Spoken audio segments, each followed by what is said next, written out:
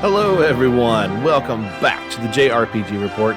It's good to be back. After a week off, we are here for episode 136 of your weekly JRPG news, happenings, goings-ons, all the fun stuff. We've got a ton of stuff to talk about, as you might expect, being 2 weeks since our last podcast. I'm almost relieved that I didn't do one last week because there really wasn't a whole lot to talk about. Now, the week since, there's been some happenings, and in particular, we had something pop up today, and that is what we are going to lead with. Again, it's so good to be back, and thank you for tuning in once again. So let's go to that news that just broke today, and that is we have a release date for Atelier Ryza 2, Lost Legends, and the Secret Fairy. This just came out a couple hours ago.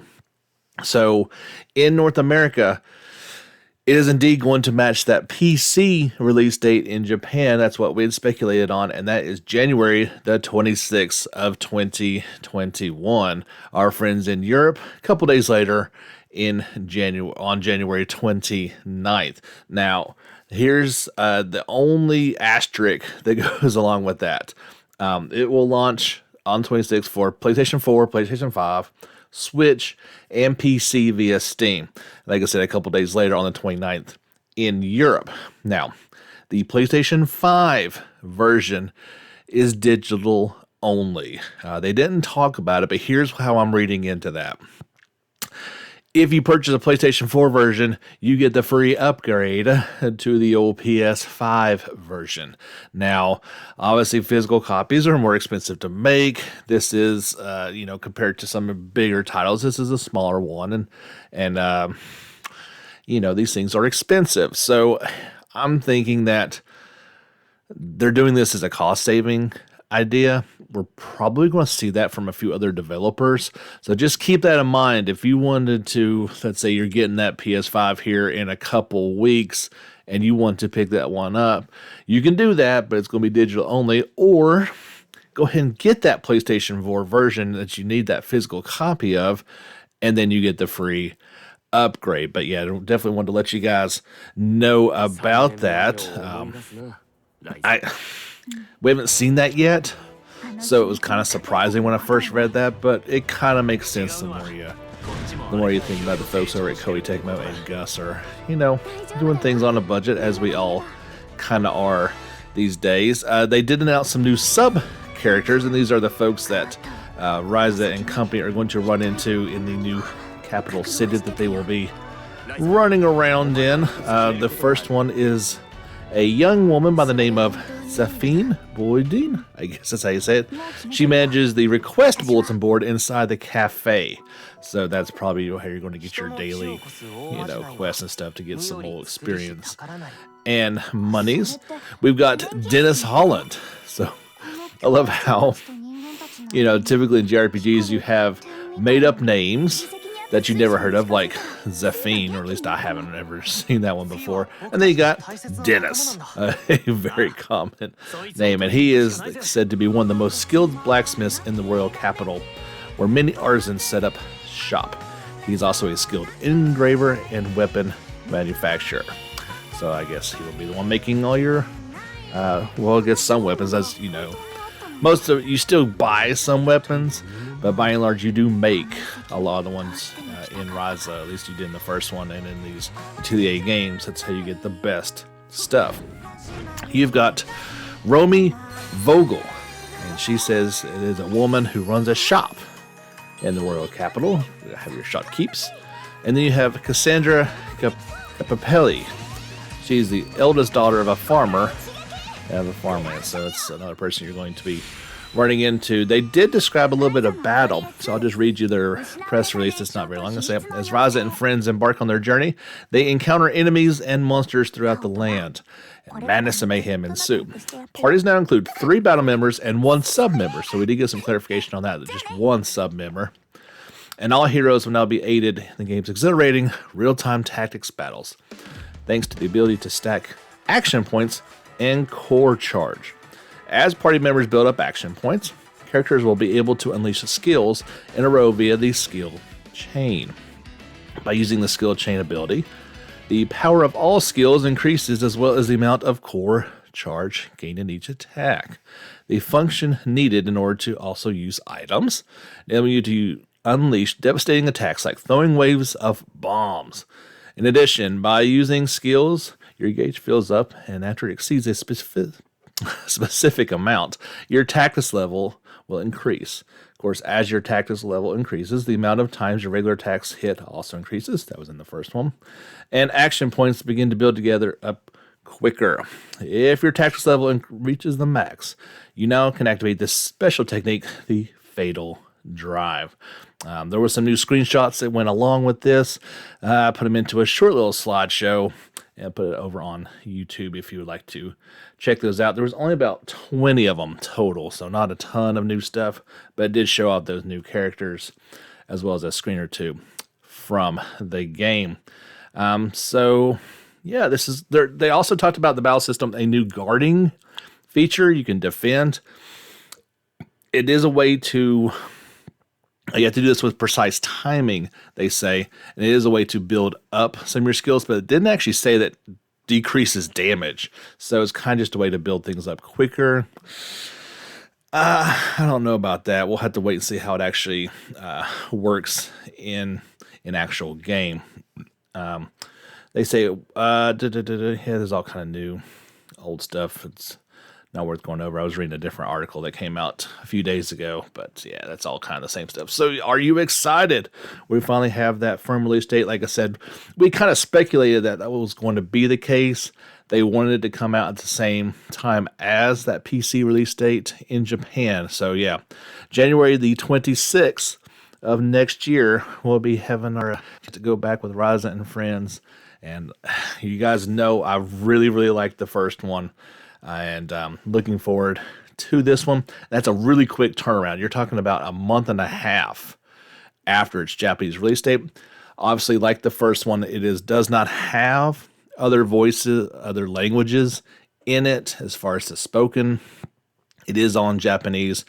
You get to do a fair amount of reading. I've never minded that. As old school gamers know, you had to read quite a bit back in the day if you wanted to enjoy these games. So I've never really minded that too much. It would be kind of cool to hear these things in English, but it's not a deal breaker for me. But yeah, I'm really excited. That's a fast turnaround, and we'll be getting to play it not too long. Just, about 3 months from right now, we'll be getting that sequel, and that's pretty cool. I do imagine this is going to be a trilogy. That's the way the things usually work. They always come out in trilogies as far as Atelier games go. This one just focused on one character instead of on a location or a theme type deal. So are you guys excited about it as well? I'd love to hear your comments. You can check that out over on our Facebook group, JRPG Report. We're also on Twitter. Or just leave a comment on one of the videos on our YouTube channel, and I'll be happy to reply back, and we'll have a little conversation about that. So normally by now we've got a big game coming up, a big release, and that's about the time we'd be talking about some new media, new trailers or whatnot, and we are less than 2 weeks away from, I can't even hardly believe I'm saying this because I'm so excited, The Legend of Heroes, Trails of Cold Steel 4, out in 12 days from this recording on the 27th of October, and it's really hard to contain my excitement. I really got to kind of pinch myself to know that it's coming so soon, a series I've been invested in for so long. No media, though. Kind of puzzled by that, but maybe we'll get some sort of launch trailer here sort of soon. I shared the other day a kind of a DLC trailer that was on Twitter and got some good response to that, kind of showing off the digital deluxe version and all the DLC that came included in that, but that's really been about it for a while. It's a little odd to say the least. However, do have a bit of bad news, and both myself and Michael were talking about this, and Jordan. as adopters of the limited edition. We paid 40 extra bucks for this thing, and we get the email from NIS America. So if you've not checked your inbox and you ordered the limited edition of this game, you got some bad news waiting on you. So I'll just read out their email to you, and you will have a kind of dive into what it maybe means. Dear valued customer, we are reaching out to inform you on the status of the limited edition for Trails of Cold Steel 4 PS4.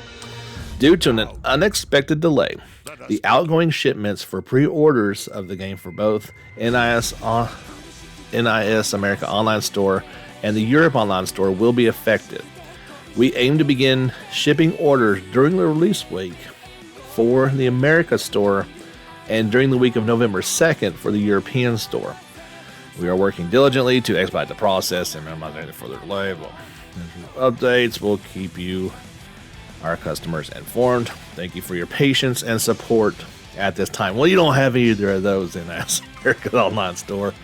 You have nothing but smirks and from me. This game, it's nothing new. Why is this happening? And so it just appears like instead of getting it on Tuesday, right? The 27th. Yeah, instead of getting it on Tuesday, the shipments are going to start that week for us in America and start the week of November 2nd for those in Europe.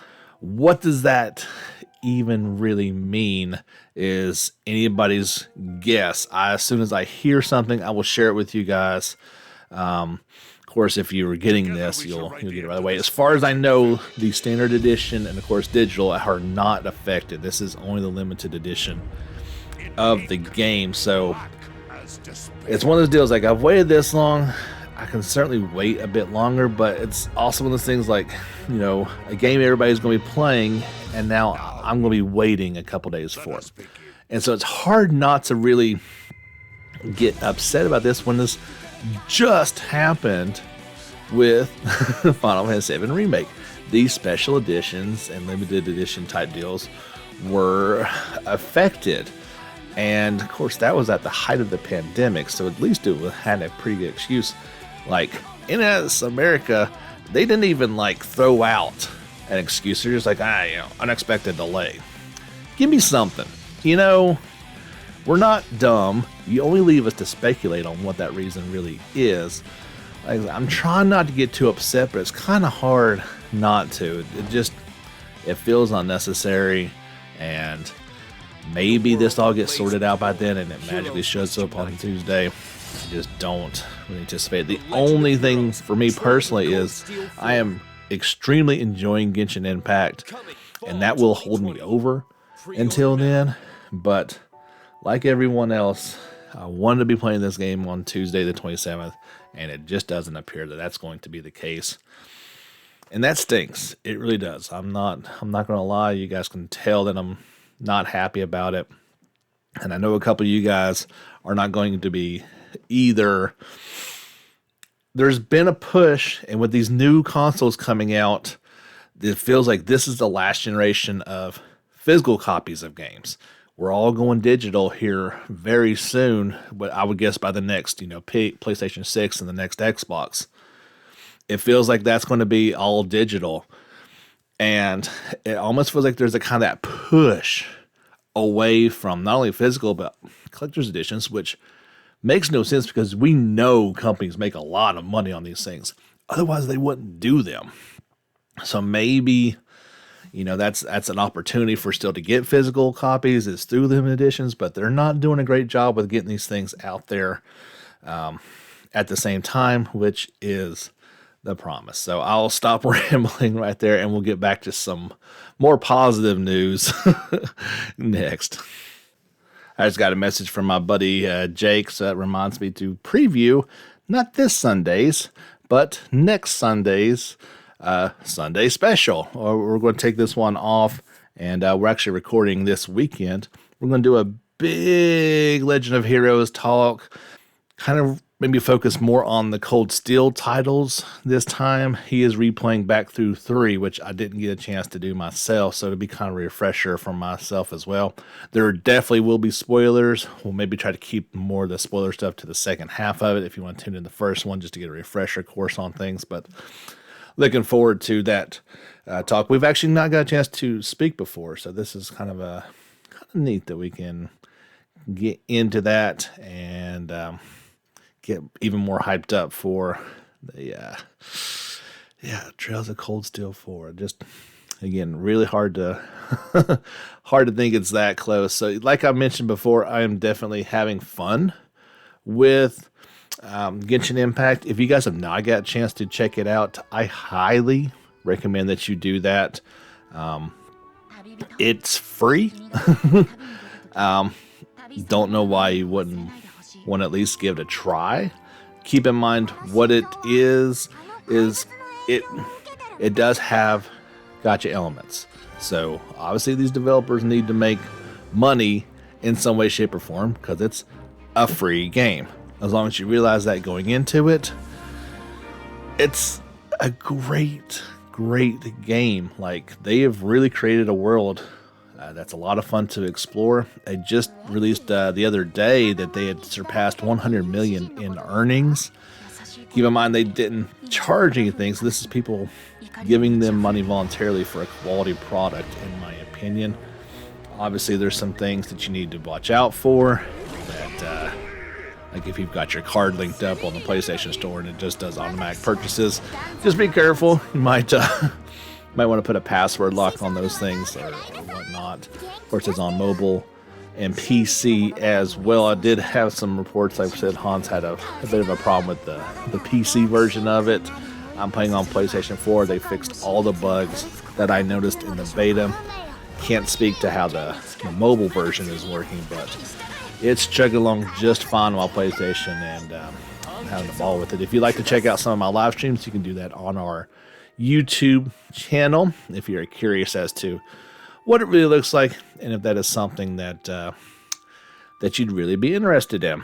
A story from about a week ago when we were not here. If you'd like to check out the new opening movie for Go 5 Genshin game Neptune Reverse, that still gets me every time I'm trying to say that title. Hopefully we do get something a little bit more Western when it decides to come this way. It features the theme song for Cher! ! So that's the opening movie. If you'd like to check that out, you know where to head to over on YouTube. It features vocals by Zwei, lyrics by Asami, and composition, arrangement, and electric guitar by Erikin. Of course, the game is due out for PlayStation 5 on December 17th in Japan. Still no word on a Western release. I would guess maybe April. Seems like a decent time for that one to come out. So yeah, you can check that out if you would like to. I'm excited to get in there and play that one at some point in time. I'm not real sure. An interesting little tidbit came out last night that Bandai Namco had trademarked Tales of Lumeria in Europe. So these things often predate announcements and things that may or may not happen. This was back on October 13th. They had trademarked it.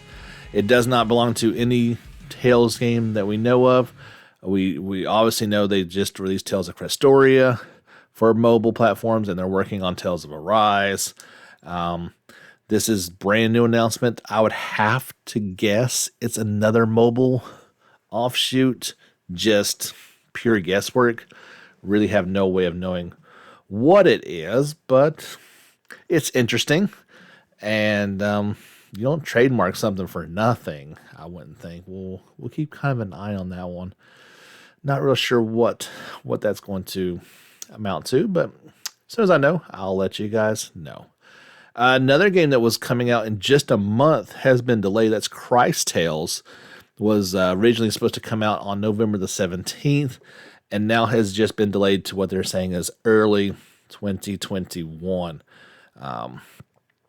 They say the decision to delay was a tough one, but it was made to ensure the developers at Dreams Unincorporated and SYCK have a chance to bring the best version of Christ Tales to fans anxiously awaiting its release. Modus Games CEO Christina Seal said in a press release, I'm going to guess this had a lot to do with not only its release date and timing, but the fact that they want this to be on PlayStation 5 and Xbox Series, these next gens. Maybe they just couldn't get that all to work just right. They wanted to have a simultaneous release rather than these new ones. That, if I had to guess, they didn't say it, so I'm having to speculate on what's going on, because I didn't see anything in the demo that made me say, they need to work on this some more. It looks solid, so maybe just some new polish to get this thing up and running. We'll just have to wait and see when that new release date is. Like I said, right now it's just early 2021. I'll keep you posted once I figure out what that new date is. I forgot to mention there is a new trailer out for Christ Tales showing off some of the new characters with that new release date. Forgot to kind of throw that in there at the end when I was talking. We're going to be getting some news soon on Bravely Default 2, the company said in a tweet commemorating the 8th anniversary of the original Bravely Default. Quote, the information on Bravely Default 2 will be released soon, so check it out. The tweet reads. There's also some artwork released in commemoration of that.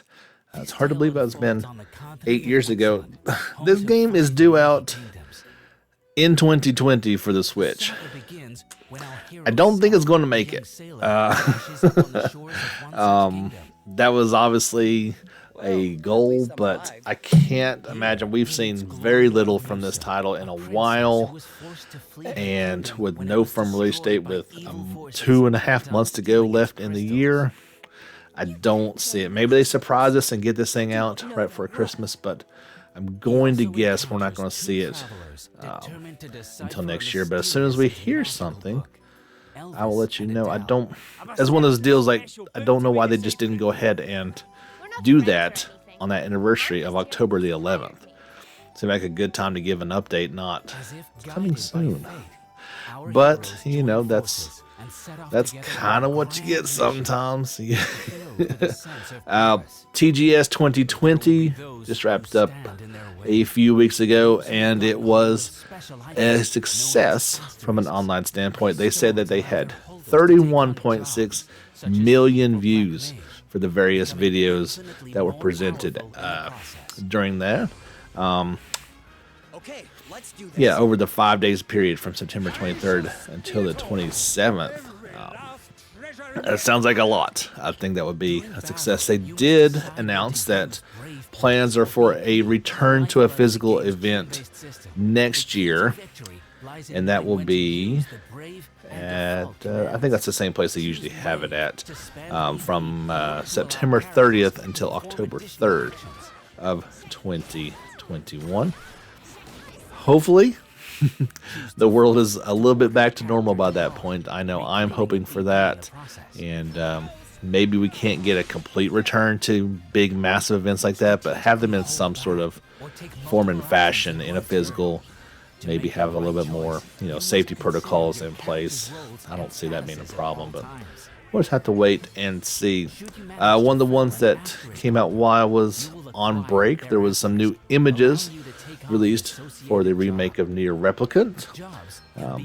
I completely missed the story the day that it came out, so you can check the link to that on our Facebook page and kind of check them out for yourself. Of course, I beat Automata, and it was excellent, so I'm really looking forward to playing this one now and kind of seeing what the parallels are there between the two games, if any. It'll be interesting to check that out. If you've been looking forward to Digimon Survive, we kind of shared a couple days ago that it was looking like it was going to be delayed, and indeed it has been.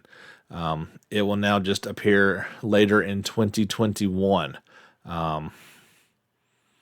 They said that there will be a next development update shared in the spring of next year, and they definitely cited that these difficult times, i.e. the COVID-19 pandemic, was cited as part of the cause for that delay. So getting an update in the spring, it looks like this one could even be pushed back in past that point, maybe summer or fall even. Digimon Survive is coming to the Switch, PlayStation 4, Xbox One, and PC now sometime in 2021. Sad news, but at least we kind of knew that one was coming. And if you've been looking forward to it, that kind of stinks, of course. Trials of Mana's version 1.10 update is now available. We talked about this one previously, that it added the no future and export difficulty settings along with some bug fixes. I detailed all those in a previous podcast. If you haven't been paying attention, you should go back and check those out. But yeah, I won't go back through all those changes again, but just know that update is now live.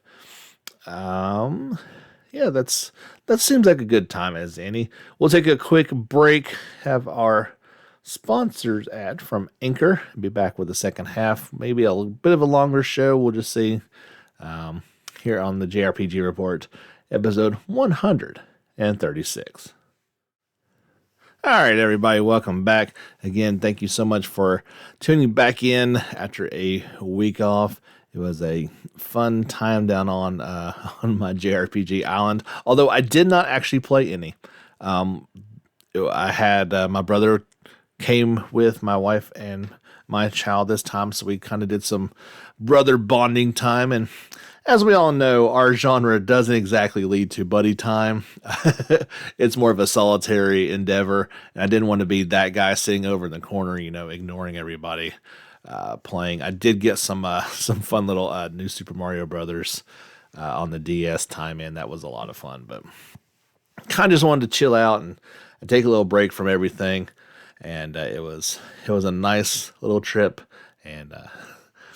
but I'm so glad to be back and talk with you guys. One quick piece of housekeeping news, so to speak. I am still employed. Don't get me wrong, but I am looking for a second stream of income. Some of my other income streams have been affected by the pandemic. So I am currently, hopefully, about to accept another job to bring in some cash. It might affect the schedule, release time. If it does pan out, I'll probably just go ahead and say it. Sundays are going to be tough to do. I will still commit to a weekly podcast. Anything past that, I don't know if that's going to be possible or not. I'll just have to be honest with you guys. So I love doing the weekly thing, and that's no problem. But anything more than that's going to be, or at least will be, it's not going to be every week. Maybe like once a month we'll do like a special or something like that. If it warrants, maybe some more chats with people, stuff that's just a lot more fun. Just throwing it out there. But anyway, back to the news. Don't forget you can follow us every day on Facebook.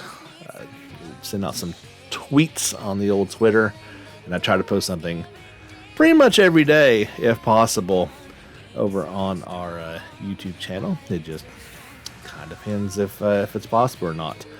If you have Xbox Game Pass, you can play, perhaps, a lot of people would say it is, the best Tales game, and that is Tales of Vesperia Definitive Edition.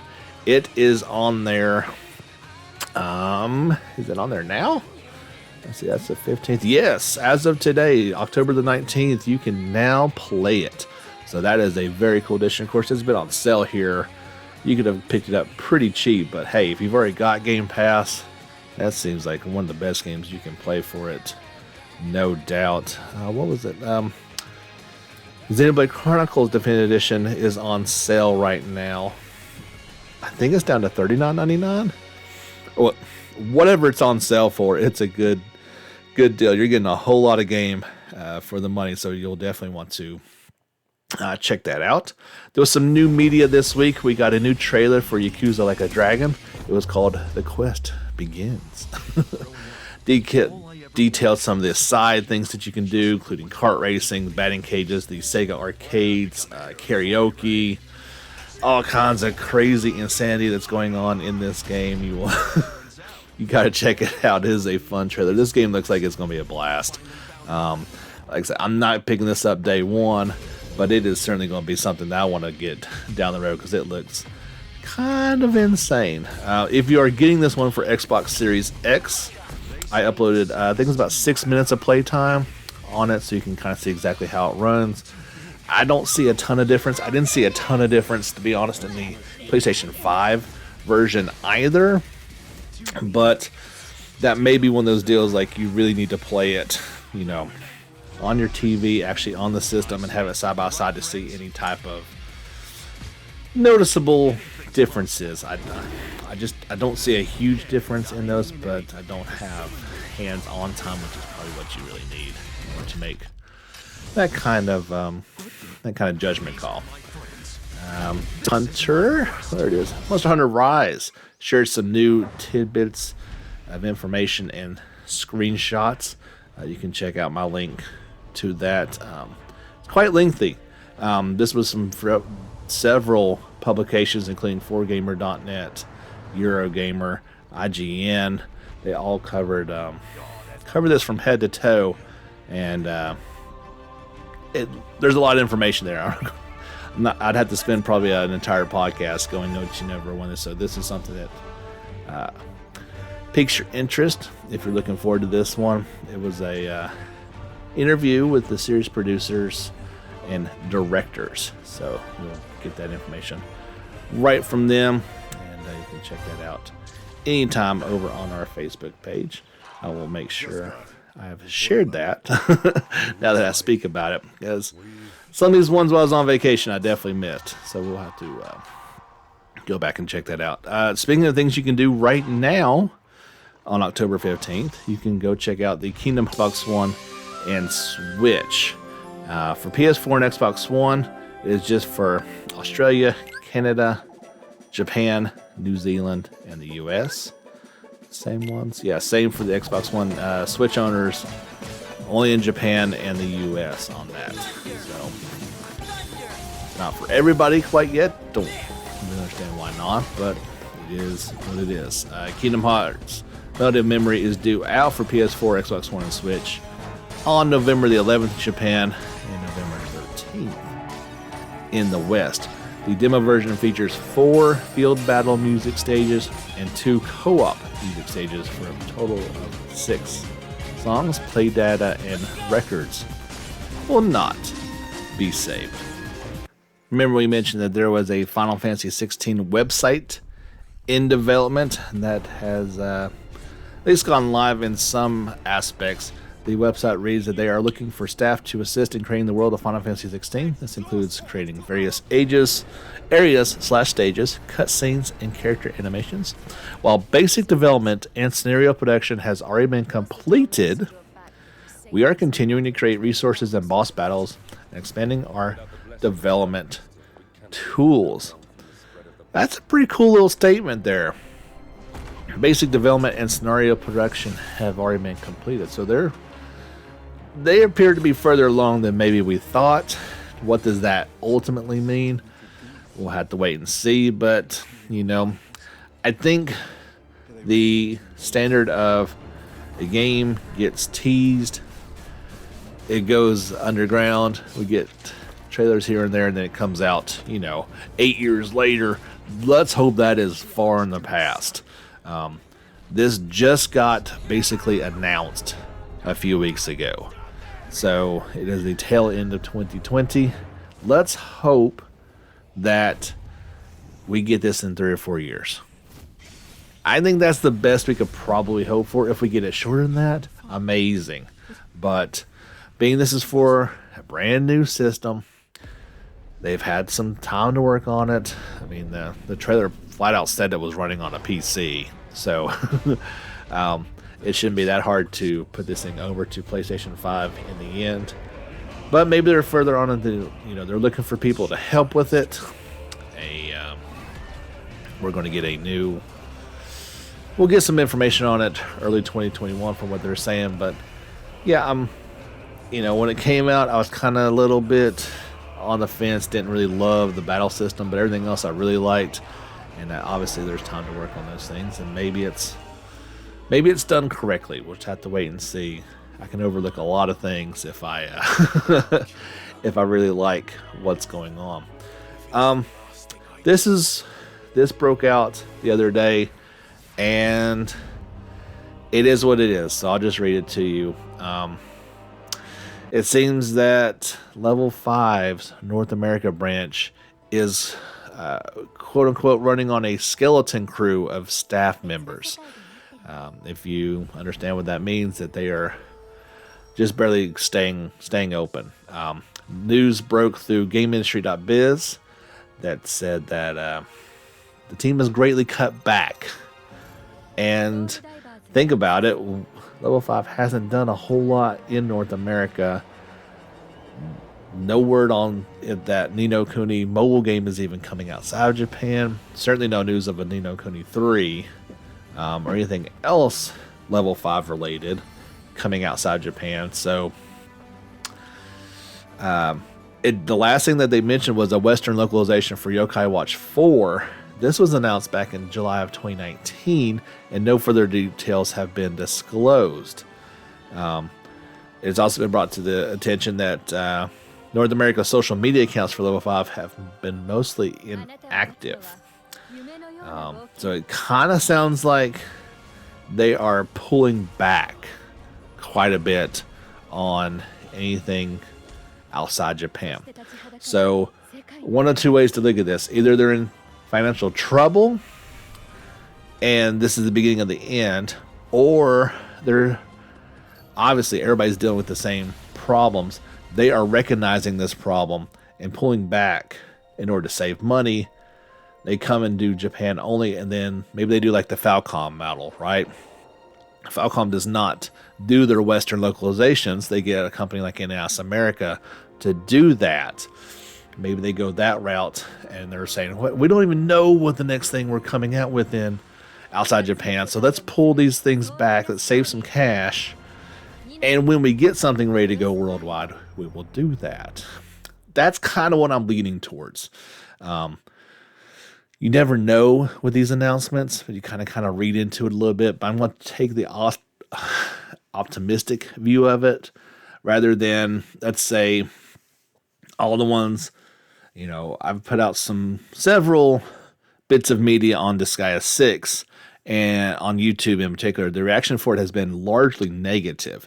So a lot of people are coordinating the financial problems with NIS and saying this may be the last Disgaea game that we get because it doesn't look up to quality. We don't like it, and this may be the beginning of the end. Level 5's been doing this for a long time, and they are beloved. I really hope that's not the case. They've got a lot of IPs that I hold near and dear and would love to see more of. So hopefully this is just a smart move by them, and that's what they're doing.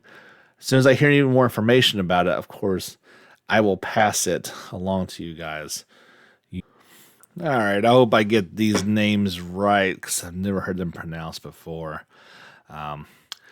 Ciel no Surge, Requiem for a Lost Star DX, and Air no Surge, Ode to an Unboard Star DX. These are Gust-developed adventure and RPG titles. Will launch for PlayStation 4, Switch, and PC via Steam on January 28th, 2021 in Japan.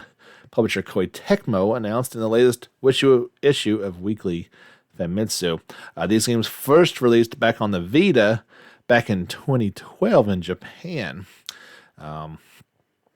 So we've, as far as I know, that's the Air no Surge got a PlayStation 3 version worldwide in September of 2014, followed by Vita in 2015. So maybe we're getting the previous game in that, or at least they're coming out in Japan. No word on a Western release yet, I'm not familiar with these ones, but since it's Koei Tecmo and Gust, kind of probably know what you're getting with these.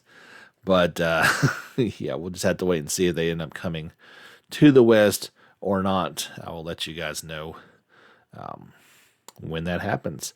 Got 3 stories. No, I'm sorry. That's a wrong word. I've got 2 stories about Final Fantasy XIV. They say that patch 5.4 will launch in early December. The PlayStation 4 version will be playable on PlayStation 5. And then there is a new information event set for February of 2021. First with PlayStation 5, producer and director Naoki Shada announced plans to support the PlayStation 4 console version on the PlayStation 5. Players will be able to utilize the in-game PS4 Pro display settings and the PS5 hardware to ensure quick load times. Patch 5.4 is features rewritten. It's for early December 2020. New content and updates, new scenario quests, new raid dungeon, Eden's Promise, new trials, new dungeon, new Unreal Trial, Blue Mage update, new Explorer mode, performance action update, triple triad updates, Save the Queen update, adjustments to PvE and PvP actions, updates to ocean fishing and dungeon mahjong, treasure hunt dungeon updates, new user interface skills, and more. There also is the Final Fantasy 14. What do they call this thing? It's an event. Yeah, the February 2021 affair. I don't know what they're calling this. I thought they had a name for this, but yeah. Anyway, there's an event going on in 2021 in February. I will pass on some more information to when that comes up and what exactly that's going to be involving, but not real sure just yet. A couple, 1, 2, 3 Atelier Ryza 2 little tidbits to share with you before we wrap this one up. There is going to be a Atelier Ryza 2 Famitsu DX edition, and it has some interesting Ryza legwork on its cover. Just her legs. That is seriously what's on the cover. I kid you not. Yeah, there's this. I don't know if this one's going to be outside Japan or not. There's a wall hanging poster, an acrylic poster that comes with this one, as well as this really crazy 3D crystal. So you kind of put it on its base and it lights up and rotates with these different colors going through it. It's really awesome looking. No word if we can get these things or not outside Japan. Of course, you can get it if you want to, obviously. Check out the link that you can check out and try to get one of these things. I don't know. They're crazy looking, to say the least. These are 2 fun stories. So first off, the Gust development team said when they were just answering a question, this is not going to happen or not happen. But if Nintendo were to approach them, they would say yes to Ryza being in Super Smash Brothers. How crazy would that be? Don't know if there's any concreteness to this story whatsoever. I think it was kind of just a hypothetical question, and he said, I don't think we're a part of Nintendo's plans, but if they asked us if they'd like for it to be included, I think the whole development team would respond with a big yes. There's been speculation for a long time that we would get like Rex or Pyra or Mithra from Xenoblade Chronicles 2 in Smash. I mean, Smash has got everybody on the planet in there, right? Why not somebody like Raza? That would be pretty interesting, to say the least. I'd give that one about a 5% chance of actually happening. But at least the developer said, sure, that sounds great. One last thing to pass along. They confirmed that there will be no censorship in this title in terms of changes being made. The version that comes out in Japan is the one that's going to come out in the West. This all came up due to concerns over the TGS footage from back in September, and people noticed that the Japanese trailers had some, quote, differences. Here's the message to the fans. Despite the differences in the Atelier Ryza 2 promotional videos recently shown at TGS, we want to assure fans that the game itself will not be censored in the West. We look forward to everyone looking forward to this. I don't know what differences. I didn't watch them side by side. When you make trailers, you make it for the audience, okay? So I can see why the trailers will be different. They're marketing it to different aspects, but I think that's excellent to know that there's not going to be any censorship of this title, nor, I mean, I don't think there ever should be. Put some warnings on there.